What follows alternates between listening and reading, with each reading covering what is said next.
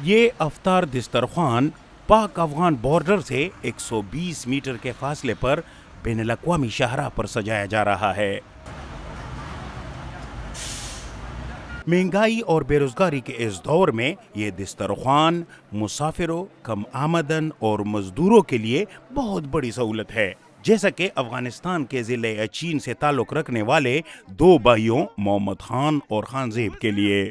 یہ دونوں گزشتہ 3 سالوں سے تورخم سرحد پر مزدوری کر رہے ہیں۔ محمد خان آج بہت خوش ہیں۔ وہ کہتے ہیں کہ آج دونوں نے چینی اسمگلنگ میں 7,000 روپے کمائے ہیں۔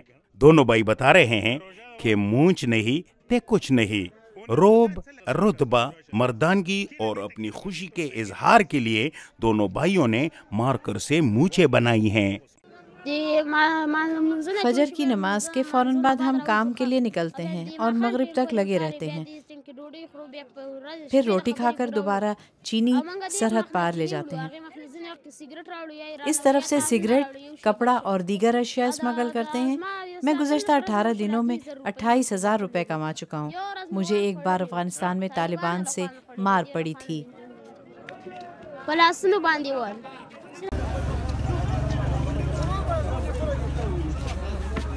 افطاری کا انتظار ان روزہ داروں کو ہے، جبکہ چھوٹے بچے سڑک کے بیچوں بیچ اور چند ایک سڑک کے کنارے کھانا شروع کر چکے ہیں۔ یہی اس دسترخوان کی خاصیت ہے۔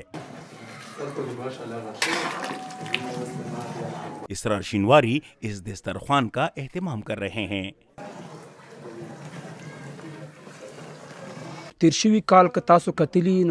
گزشتہ سال جب تورخم سرحد آمد و رفت کے لیے بند کی گئی تھی تو مسافروں کی افطاری کے لیے تورخم میں کوئی سہولت موجود نہیں تھی اور افغان مسافر صرف پانی سے افطاری کرنے پر مجبور تھے۔ بس اسی دن ہم دوستوں نے فیصلہ کیا کہ ان کے لیے افطاری کا بندوبست کریں گے اور یوں ہم نے افطاری دینے کا آغاز کیا۔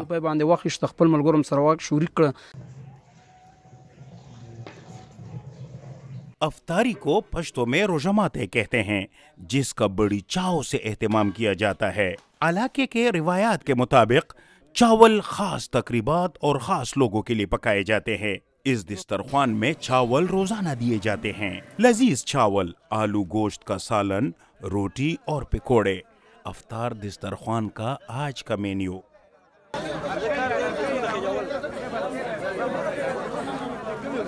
محمد ایاز افغانستان کے صوبہ ننگرہار کا رہائشی ہیں۔ وہ کہتے ہیں کہ یہ صرف افطاری نہیں بلکہ رات کا کھانا بھی ہے۔ اس افطاری سے دونوں ملکوں کے عوام کے درمیان محبت اور بھائی چارے کی فضا قائم ہوتی ہے۔ ہم سب مسلمان ہیں اور ایک دوسرے کے بھائی ہیں۔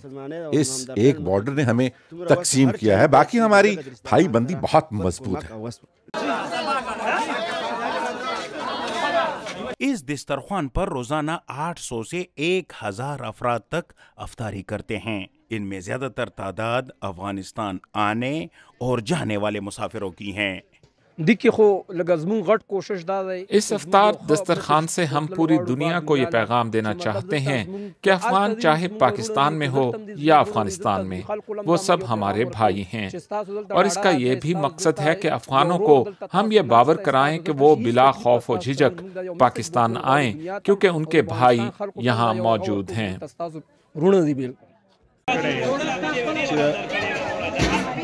یہاں ہر مکتبہ فکر کے افراد اکٹھے افطاری کرتے ہیں۔